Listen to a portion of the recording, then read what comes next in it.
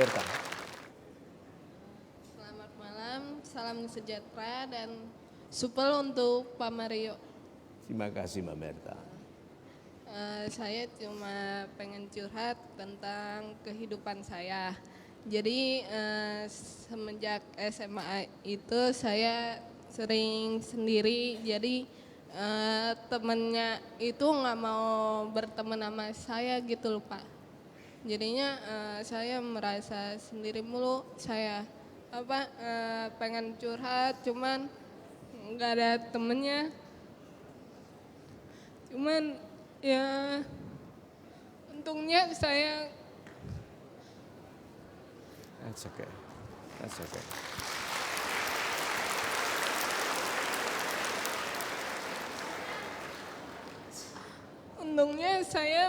eh, ketemu satu orang sahabat saya sampai sekarang nemenin saya waktu saya saat kuliah ini juga masih sendiri aja. Saya mau curhat, saya bisanya curhat ke sahabat saya, mama sama papa tiri saya. Kadang-kadang saya sendiri-sendiri sedih. Saya pengen curhat ke papa saya yang udah nggak ada. Cuman saya pengen cerita kenapa orang orang-orang itu bilang saya waktu SMA jangan berteman sama Berta. Soalnya saya itu mirip kayak setan. Siapa? Teman saya waktu SMA Mereka dilarang bergaul sama Mbak Berta karena Mbak Berta katanya mirip setan. Dia sudah pernah lihat setan? Enggak, Mbak Berta juga nggak pernah lihat. Enggak. So. Terus masalahnya apa?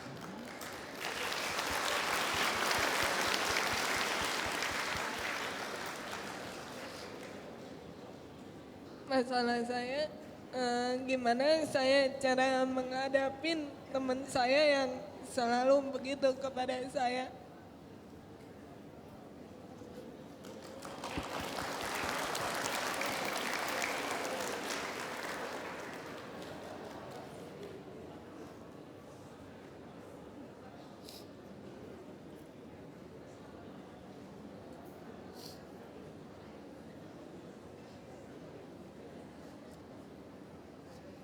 Mbak Berta.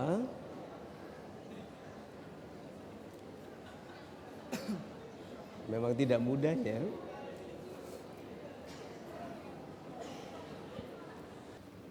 Mbak Berta. Mbak Berta begini. Tidak mudah dilahirkan seperti Mbak Berta dan Mbak Berta tidak meminta dilahirkan seperti Mbak Berta. Tapi Mbak Berta pribadi yang baik. Ya. Bicara lagi ke kamera untuk teman-teman yang selama ini berbicara tidak baik atau bersikap tidak baik kepada bicara. Silakan. Untuk teman saya yang dulu tidak suka saya ngomong jelek tentang saya dalam hati saya akan memaafkan kalian yang udah ngebully saya.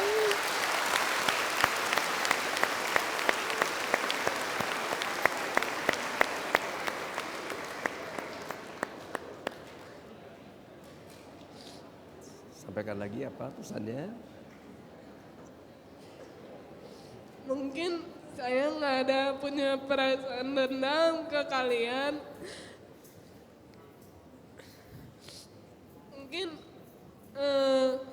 Mungkin saya cuma bisa memaafkan kalian. Mungkin kalian tahu perasaan saya gimana ditinggal oleh papa tiri, oleh papa kandung sendiri. Dan Dan saya beruntungnya udah punya orang tua kandung saya yang memberi semangat walaupun teman saya begitu selalu ngebully saya terima, saya pernah pendam sendiri dalam hati, saya nggak tahu curhat sama siapa lagi selain sahabat saya, orang tua, dan sama Tuhan. Tiap kali saya sedih banget, simpan di dalam hati saya pengen nangis, cuman agak susah untuk menangis.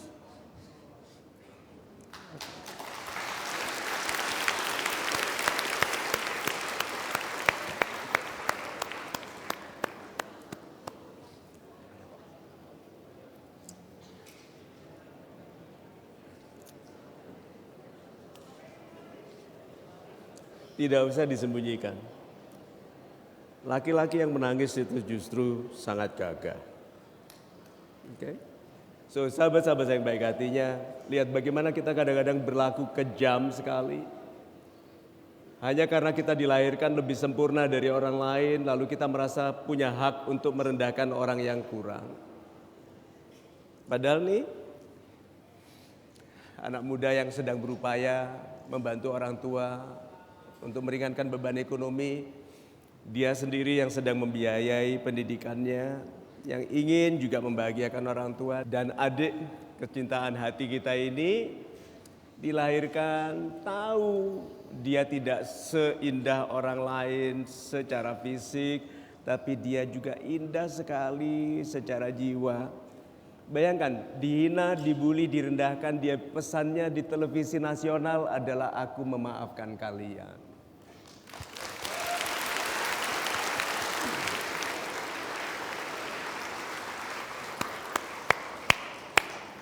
Itu masuk. Terima kasih Pak Mario, kita berikan tepuk tangan untuk ketiga orang volunteer kita yang curhat pada hari ini. Kami persilakan mereka untuk bisa kembali ke tempat, silakan adik-adik. Terima kasih Mbak Dwi. Ya. Terima kasih Mas Herman. Terima kasih Mbak. Hati-hati ya. Yuk, jalan. Silakan. Ya. Yuk, bawa saja dulu. Silakan. Ya, oke. Baik, kini kami akan berikan kesempatan kepada super audience untuk bertanya langsung ke Pak Mario. Boleh angkat tangan yang ingin bertanya? Agak tinggi. Mbak yang berjilbab hitam yang ada di depan. Assalamualaikum warahmatullahi wabarakatuh. Waalaikumsalam. Selamat malam Pak Mario. Nama saya Rahmi Permatasari. Ya, sebarang. Saya mahasiswi Universitas Jasa Unggul jurusan Kesehatan Masyarakat, kelas eksekutif.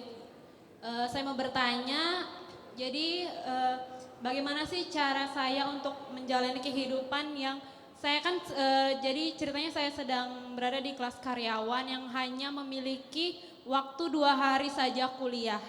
Dan selebihnya saya tidak ada kegiatan lain. Nah, saya berusaha untuk mencari pekerjaan dengan memanfaatkan waktu saya yang berlebih itu.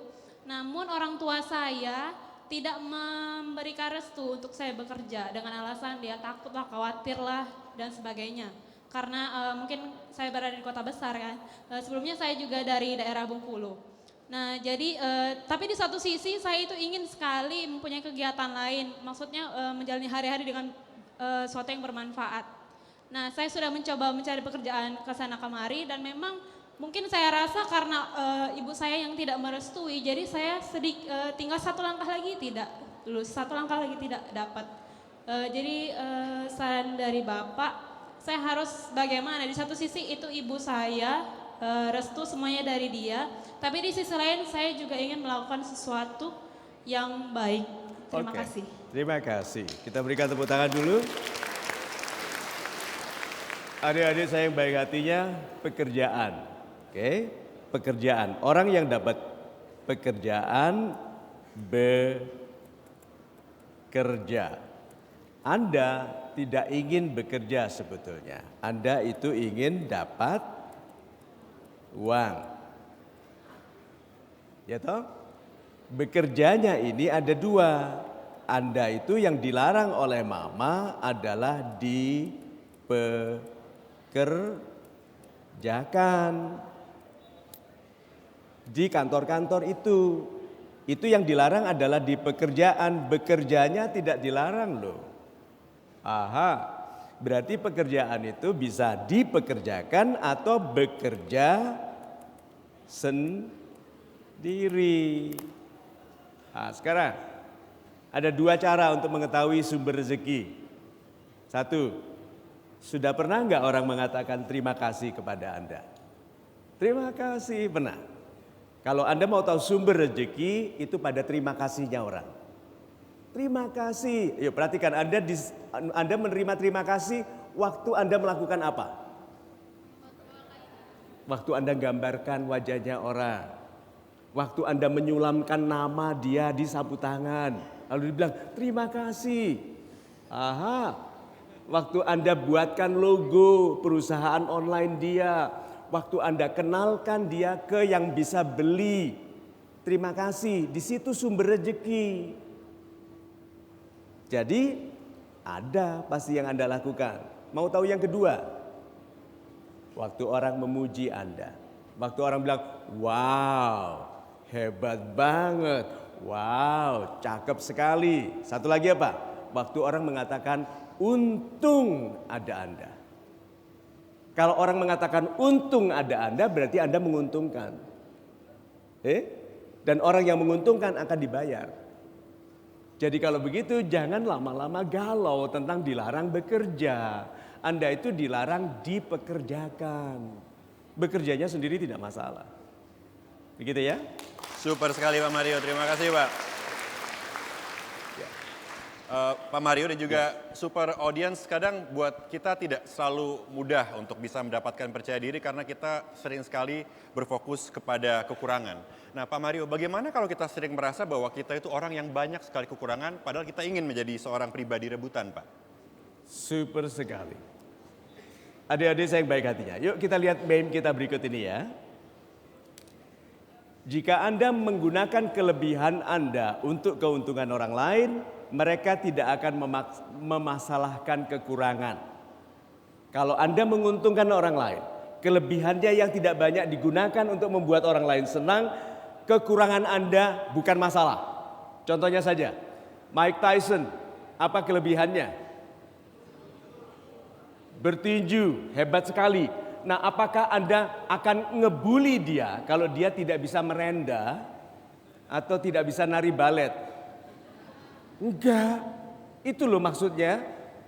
Kita itu merasa minder kalau dibully orang tentang kekurangan.